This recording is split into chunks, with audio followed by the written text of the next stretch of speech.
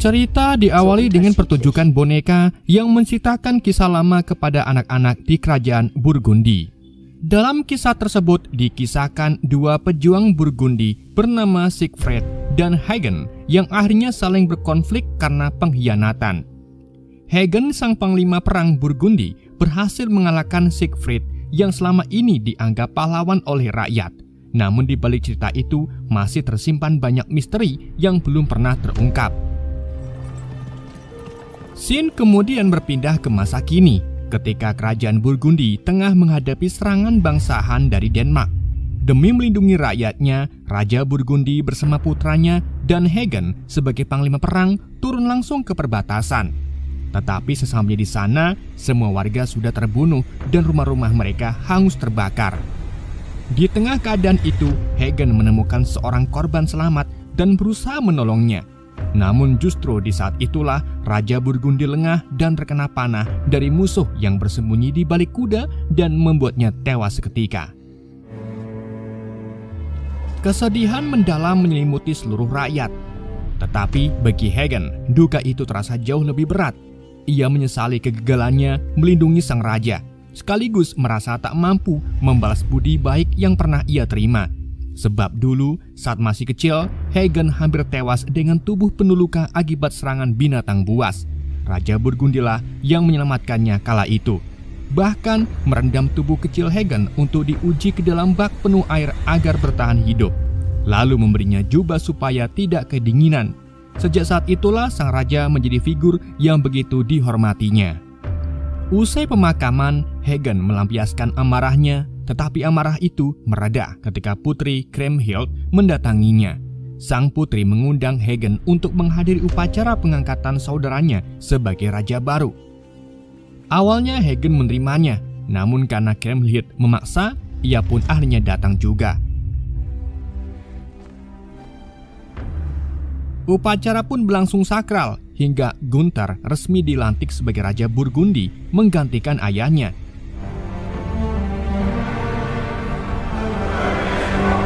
Tak lama setelah itu, Gunther memanggil Hagen ke istana untuk membicarakan strategi menghadapi ancaman perang. Ia berencana mencari sekutu melalui pernikahan, yaitu dengan menikahkan adiknya Kriemhild kepada Raja Albion dari Lombard.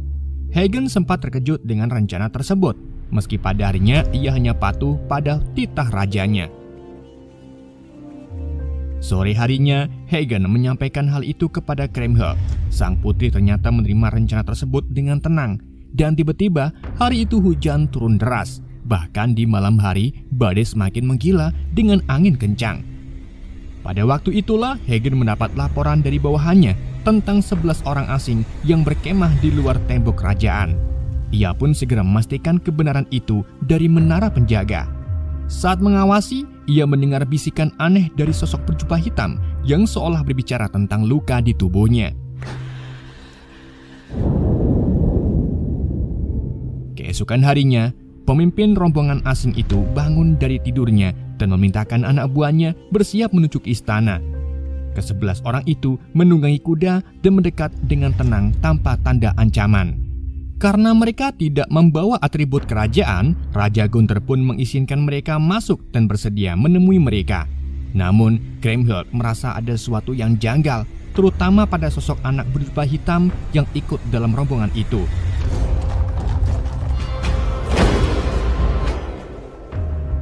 Di singgasana kerajaan, Gunther menerima pemimpin orang asing itu.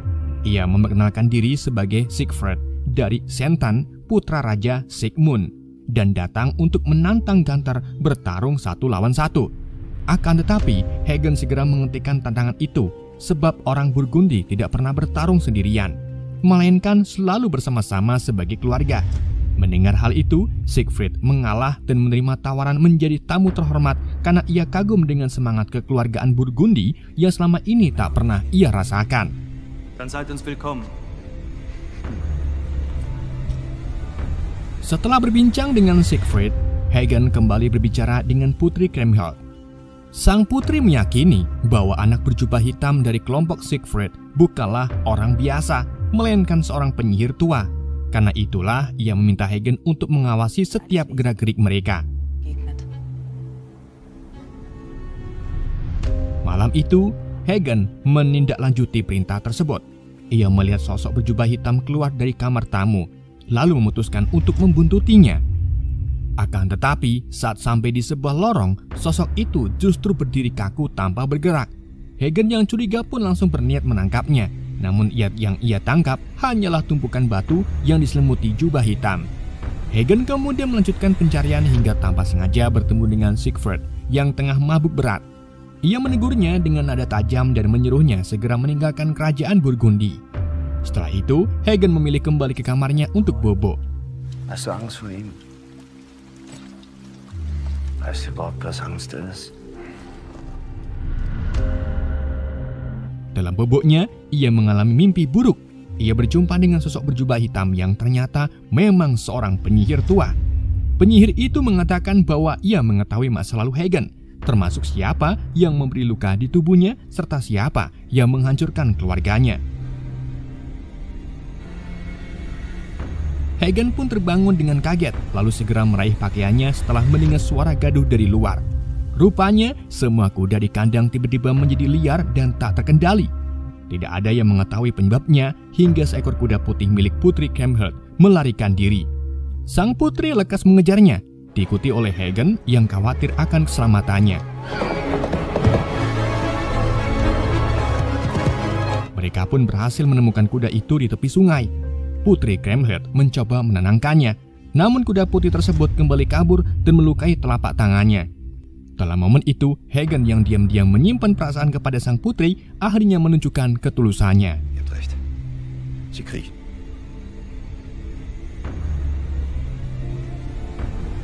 Setelah kembali dari tepi sungai, Hagen berniat menemui Raja Gunther untuk menolak rencana perjodohan Putri Kriemhild dengan Raja Albion. Sayangnya saat itu Raja Gunther sedang menjamu kelompok Siegfried, sehingga ia tidak berani masuk. Dari luar, Hagen hanya bisa mendengar percakapan mereka. Siegfried menceritakan tentang Ratu Island yang terkenal kuat. Cerita yang membuat Raja Gunther tertarik. Was ist eigentlich mit dir? Es wiegt oft mehr als Schwert und Schild. Dank für Speis und Trank. Tak lama kemudian, jamuan pun usai. Siegfried dan rombongannya bergegas meninggalkan ruangan. Namun ketika melewati kamar Putri Kriemhild, Siegfried sempat masuk tanpa izin. Sang putri yang marah pun langsung mengusirnya dengan kasar. Eine verlorene Seele. Da passe ich ja gut hierher. Sementara itu, di ruangan berbeda, Hagen akhirnya menyampaikan penolakannya terhadap perjodohan Kriemhild kepada Raja Gunther karena menganggap semua pasukannya sudah cukup kuat tanpa perlu adanya aliansi.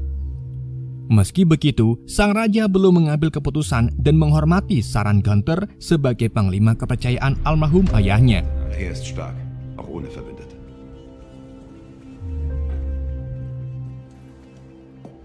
Setelah pertemuan dengan raja, Gunther tiba-tiba dihampiri oleh Queen atau ibunya Gunther dan Hild.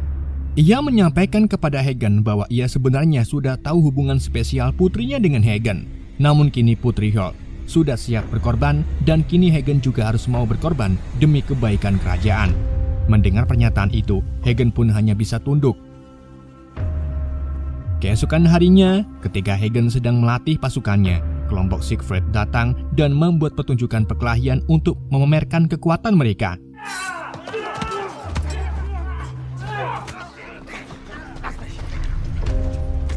Hagen yang merasa terganggu langsung mengusir mereka. Namun pada saat bersamaan, beberapa penjaga membawa seorang warga yang desanya baru saja diserang oleh kerajaan Sehon. Mendengar kabar itu, Raja Gunther pun murka. Ia menilai serangan itu terjadi karena aliansi yang direncanakan belum juga terjalin. Maka ia segera memintakan Hagen segera bertindak dan bahkan mengusulkan agar Siegfried ikut serta dalam pertempuran. Awalnya Hagen menolak gagasan tersebut, namun karena Gunther bersikeras, ia pun akhirnya setuju dan segera mencari Siegfried.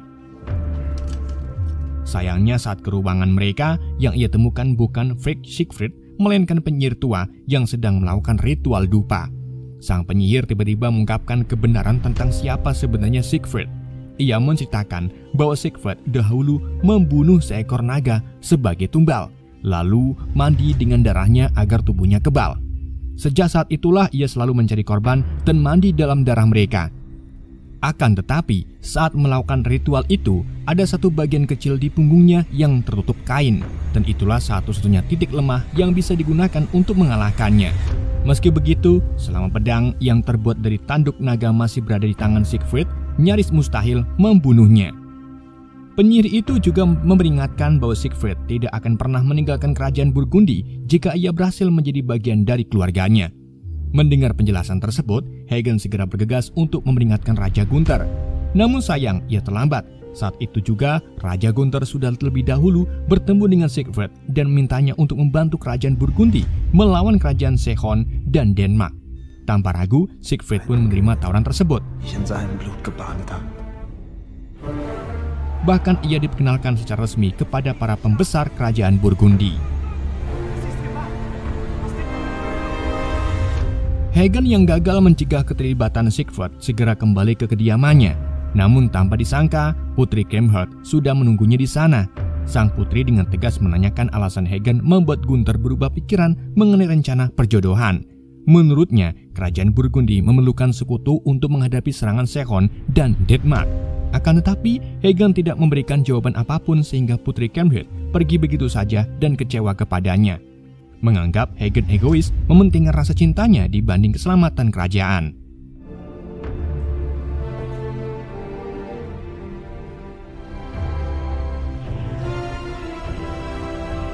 Keesokan harinya, pasukan Burgundi berangkat menuju ke medan pertempuran. Setibanya di titik serangan Sehon pada malam hari, Hagen langsung menyusun strategi. Ia membagi pasukan ke dalam dua barisan. Barisan pertama bertugas memancing musuh, sedangkan barisan kedua menyiapkan serangan utama. Tidak ada yang menentang rencana tersebut sehingga mereka memutuskan untuk beristirahat. Malam itu, Raja Gunther yang beristirahat di samping Siegfried masih teringat dengan cerita tentang Ratu Island. Siegfried menenangkannya dengan mengatakan bahwa sosok itu memang ditentirkan untuk Gunther. Setelah itu, keduanya tertidur dengan damai. Namun menjelang subuh, Siegfried bergerak sendirian. Ia menyerang pasukan Sehon tanpa sepengetahuan siapapun. Dengan kekuatan penuh, ia berhasil memenggal kelapa Raja Sehon lalu kembali ke perkemahan Burgundi sambil menunjukkan kepala tersebut. Ia memperingatkan bahwa prajurit Sehon sedang mengejarnya, sehingga para prajurit harus segera bersiap. Meskipun Hagen berusaha mencegah, semangat pasukan Burgundi sudah terlanjur menyala dan mereka pun mengikuti Siegfried ke medan perang.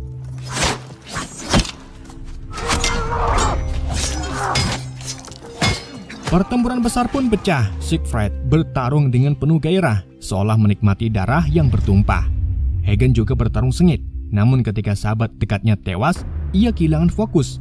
Kesempatan itu pun dimanfaatkan oleh musuh untuk memukul wajah Hagen hingga mengenai mata kirinya. Saat lawan hendak menghabisinya, Siegfried datang menyelamatkan dan melumpuhkan musuh besar itu.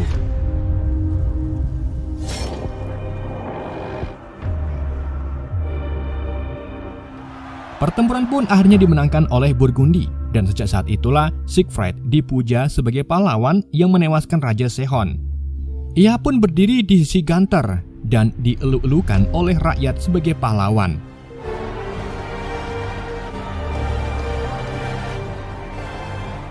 Sementara itu, kondisi Hagen semakin memburuk akibat luka parah di bagian wajah.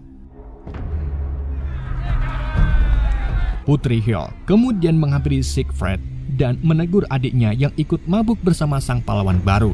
Padahal banyak prajurit telah gugur. Awalnya ia menentang, namun Siegfried menyebut bahwa pesta itu adalah tradisi kemenangan. Setelah itu ia menanyakan keadaan Hagen kepada Putri Hild. Ia lalu memerintahkan penyihir tua untuk mengobatinya.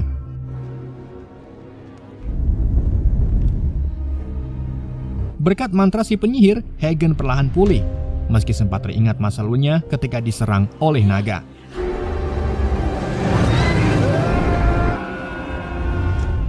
Setelah membaik, hal pertama yang dilakukan oleh Hagen adalah mendatangi makam sahabatnya yang gugur di medan perang.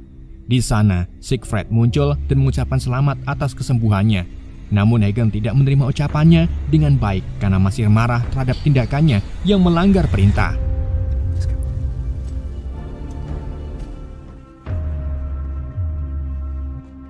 Seiring waktu, Siegfried semakin berani mendekati Putri Kriemhild. Sang putri bahkan tampak kagum pada keberaniannya. Lebih parah lagi, ia justru membela Siegfried saat Hagen memperingatkannya untuk menjauh. Siegfried hat beide Anführer erschlagen und sie gebracht.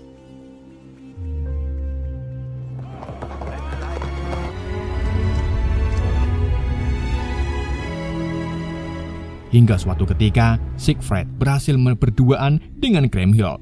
Ia mengajaknya ke runtuhan peninggalan penyihir tua yang dahulu dihancurkan Raja Burgundi. Di tempat itu, Putri Kriemhild melihat arwah mendiang ayahnya. Ketakutan membuatnya berlari ke pelukan Siegfried. Dalam suasana penuh emosi itu, keduanya pun melampiaskan hasrat hingga bercinta di semak-semak belukar seperti di sana. Peristiwa ini pun membuat hati Hagen hancur berkeping-keping. Di sisi lain, prajurit Denmark mulai bergerak. Di bawah pimpinan Edsel, mereka menyerang dan menaklukkan sebuah desa. Namun aksi itu segera diketahui oleh mata-mata Burgundi yang kemudian melaporkannya kepada Gunther. Sang raja murka dan memutuskan untuk mencari sekutu untuk menghadapi ancaman Denmark. Salah satu kerajaan yang ia tuju adalah Iceland yang dipimpin oleh Ratu Brunhild. Rencana tersebut membuat adik Gunther tidak sombong. Ia segera memberitahu Hagen bahwa keputusan itu keliru, sebab dahulu ayah mereka bersusah payah menaklukkan kerajaan Iceland, lalu mengapa kini justru dijadikan sebagai sekutu. Adiknya meminta Hagen mencari jalan menuju Iceland. Tanpa ragu, Hagen pun menemui penyihir tua. Dari sana ia mengetahui bahwa Siegfried pernah tinggal setahun di Iceland, bahkan ia pernah menjalin hubungan dengan Ratu Brunhild. Namun akhirnya mencampakkannya. Setelah mendapat informasi itu, Hagen mendatangi Putri Kriemhild untuk memperingatkan agar menjauhi Siegfried. Namun sang putri tidak memindahkan peringatan itu. Ia justru berkata bahwa Siegfried akan segera melamarnya. Er müsste für uns ein gutes Wort einlegen, oder wie auf keinen anderen. Hagen yang cerdas segera menemui Raja Gunther untuk menyampaikan kabar penting ini. Ia menyarankan agar Gunther menerima lamaran Siegfried kepada Kriemhild dengan syarat Siegfried mau mengantarkannya menuju kerajaan Iceland. Raja Gunther pun setuju dengan ide tersebut. Maka saat perjamuan makan malam, ia pun menerima lamaran Siegfried untuk adiknya. Awalnya semua orang berbahagia. Tetapi suasana berubah hening ketika Gunther menyampaikan syarat yang diajukan oleh Hagen. Walaupun begitu, Siegfried tetap menerima tantangan itu. Mit dieser Ehe unerreichter Stärke, Königin! Keesokan harinya, rombongan mereka berangkat menuju ke Iceland menggunakan kapal. Perjalanan laut berlangsung penuh bahaya karena badai besar menghantam kapal mereka. Gelombang tinggi memporak-poranda kapal hingga semua pasukan tewas.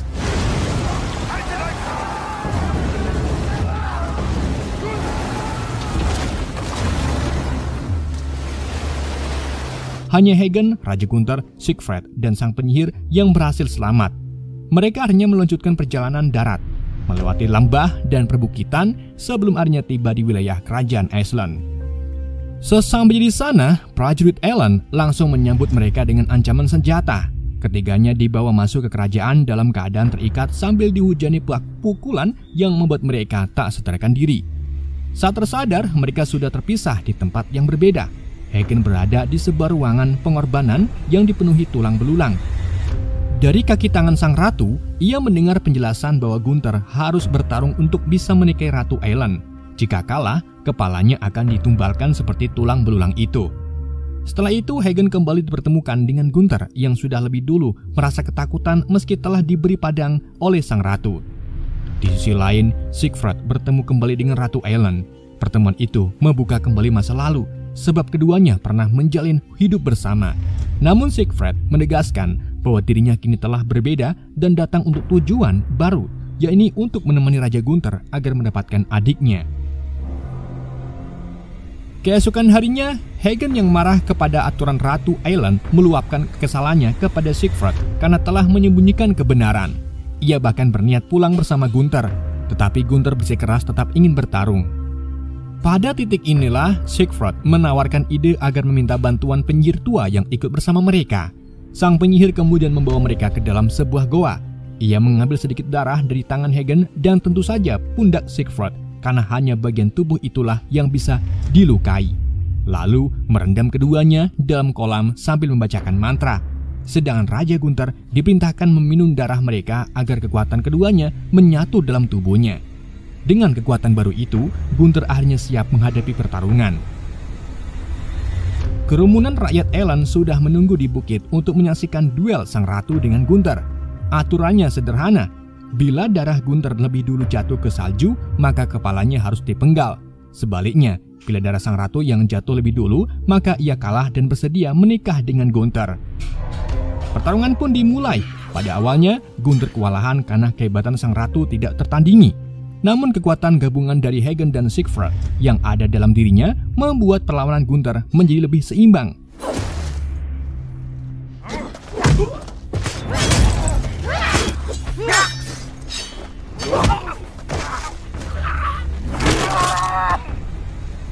Ia terus melawan meski tangan kirinya terkilir akibat tupakan ratu. Dengan tekad kuat, ia melanjutkan pertarungan hingga akhirnya berhasil melukai paha sang ratu. Dengan luka di paha itu, mau tak mau, Ratu Elan menerima pinangan Gunther.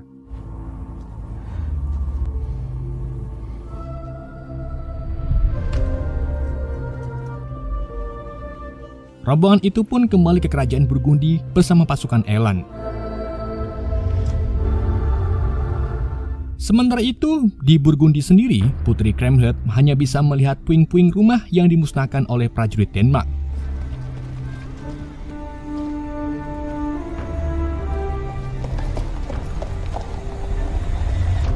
Sebulan kemudian, Gunther dan rombongannya akhirnya tiba di kerajaan. Dari Kriemhild, ia mendapat kabar bahwa sebagian prajurit Burgundi telah berkhianat. Bukan hanya itu saja, penolakan wajib militer dari para pemuda semakin memperparah keadaan. Untuk mengatasi situasi genting ini, Gunther segera menikahi Ratu Eileen. Begitu pula Siegfried yang melangsungkan pernikahan dengan Kriemhild pada waktu bersamaan. Namun, dalam akad nikah itu masih terlihat jelas pandangan Siegfried dan Ratu Eileen yang saling terpaut, menandakan ada cinta lama yang belum padam. Keesokan paginya, saat latihan bersama prajurit, Ratu Eileen yang merasa ditipu karena ulah Siegfried langsung melampiaskan amarahnya dengan menyerang sang mantan kekasih.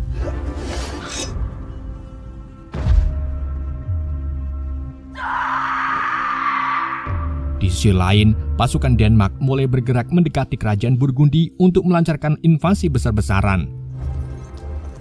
Prajurit Burgundi segera bersiap menghadapi pertempuran. Hagen sebagai panglima perang menyemangati pasukan dengan pidatonya. Ia menegaskan bahwa Ratu Eileen adalah seorang Valkyrie, manusia setengah dewa yang dilahirkan sebagai petarung kuat dari gunung berapi. Perkataannya membuat Siegfried terkejut bagaimana Hagen bisa tahu semuanya. Tetapi hal itu justru membakar semangat pasukan Burgundi. Den wird sie mitnehmen. Eine Valkyrie.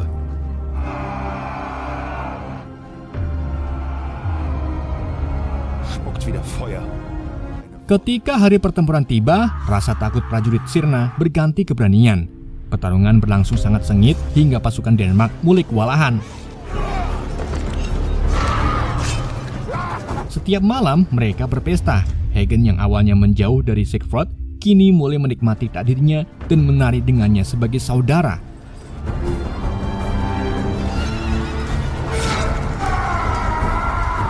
Paginya, Ratu Eileen bertarung begitu gagah hingga tak ada seorang pun yang mampu melukainya. Menyaksikan hal itu, Raja Etzel akhirnya memilih mundur. Dengan mundurnya Etzel, kemenangan pun berpihak kepada kerajaan Burgundi. Para prajurit yang selamat berpesta ria untuk merayakan kemenangannya. Namun di tengah suasana itu, Hagen melihat Ratu Eileen dan Siegfried kembali akrab, seolah menjalin ikatan lama mereka.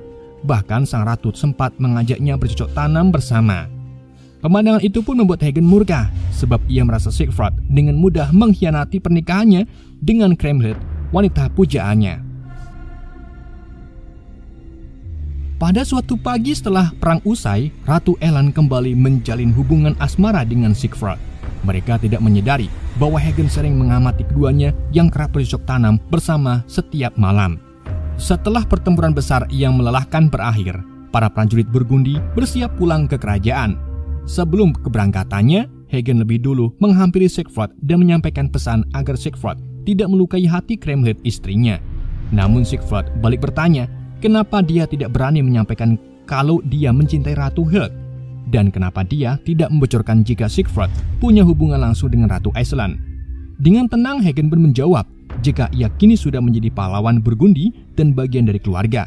Bagi Hagen, keselamatan Burgundi lebih penting dari cintanya. Setelah itu, mereka kembali ke kerajaan dan disambut hangat oleh Raja Gunther. Kehidupan rakyat pun berjalan damai. Semua orang menikmati ketenangan tanpa rasa takut akan perang. Namun di balik kebahagiaan itu, Siegfried masih menanggung rasa bersalah. Ia merasa telah mengkhianati Ratu Aelan, wanita yang sebenarnya masih ia sayangi. Kesedihan semakin dalam ketika rekan-rekan seperjuangannya memilih meninggalkan Burgundi. Karena itulah ia sempat mengajak Putri Kriemhild untuk meninggalkan kerajaan bersamanya. Sayangnya, Kriemhild menolak karena ia terikat pada tugas sebagai seorang putri kerajaan.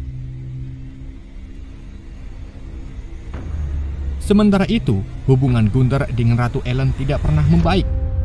Dan hal ini diam-diam diperhatikan oleh Hagen. Pada suatu pagi, Hagen menemui Putri Kriemhild. Dalam perbincangan itu, sang putri menyinggung tentang pernikahan untuk Hagen. Perkataan itu membuat hatinya perih, sebab ia tahu bahwa Ratu Aelan pasti menyadari perasaan cintanya.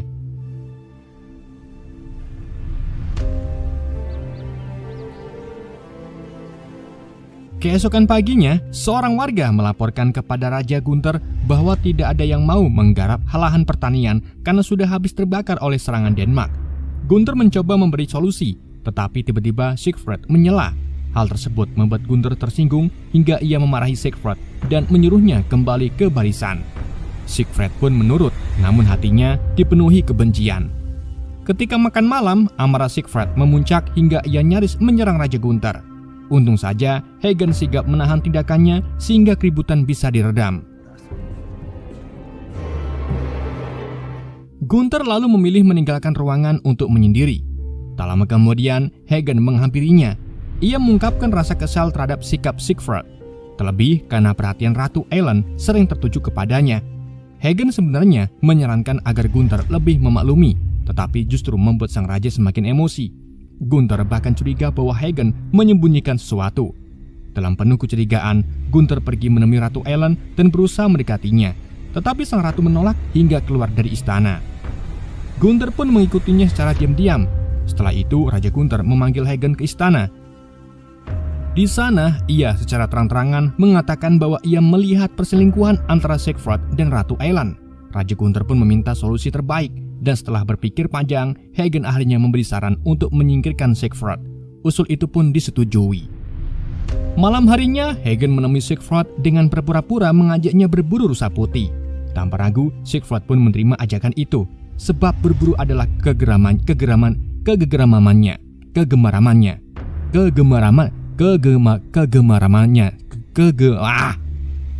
Mereka berbincang cukup lama hingga Siegfried mengungkapkan niatnya untuk setia pada Putri Kriemhild serta memperbaiki sikapnya. Mendengar itu, Hagen sempat bimbang dan hampir membatalkan rencananya. Namun, mengingat janjinya kepada Gunther, ia tetap berpegang pada keputusan dan memeluk Siegfried sebelum akhirnya ia pulang dan mempertajam pedangnya sebagai persiapan.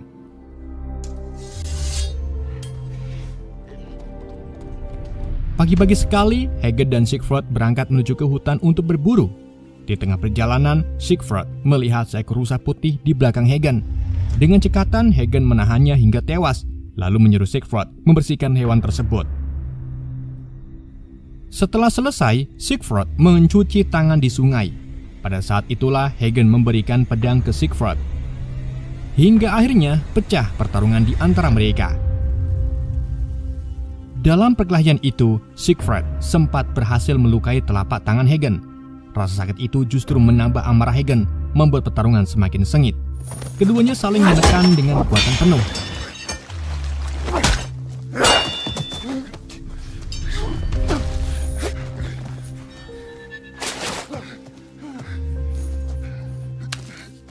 Di situ Siegfried sempat unggul dan hampir merenggut nyawa Hagen. Namun pada momen kritis itu, Raja Gunther muncul dan menusukkan pedangnya ke punggung Siegfried. Dengan demikian, pertempuran berakhir dengan kematian Siegfried.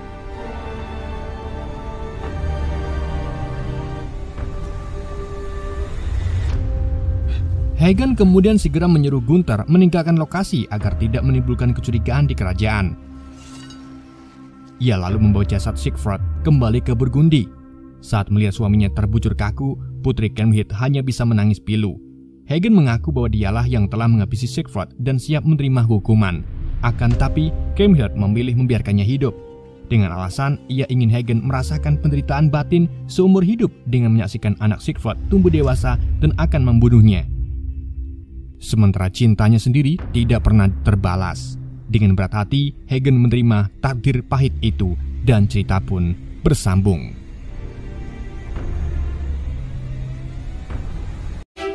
Oke guys, itulah alur cerita film Hagen. Semoga kalian terhibur dengan alur cerita yang saya bawakan. Mohon maaf jika ada kesalahan dalam penyampaiannya ataupun penyebutan nama. Sekian dari YND, sampai jumpa di video berikutnya. Rache hätte das Feuer gebracht, haben deine Heimat zerstört.